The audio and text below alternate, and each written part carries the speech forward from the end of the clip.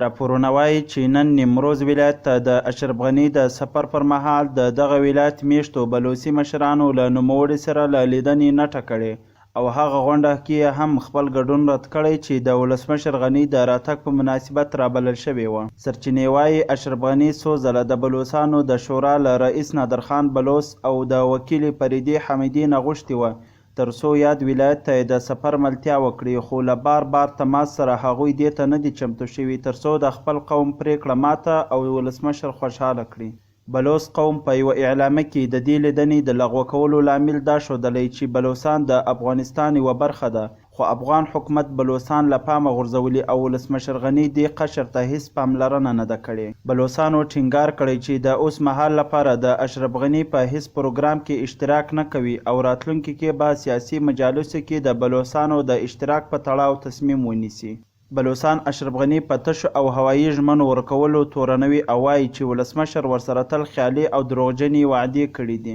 د یادونې وړ ده چې اشرف غني نن سهار نیمروز ولایت ته ولاړ او هلته یې له کمال خان بند څخه لیدنه وکړه او د نیمروز ولایت له چارواکو سره پر یو لړ مسایلو خبرې وکړې.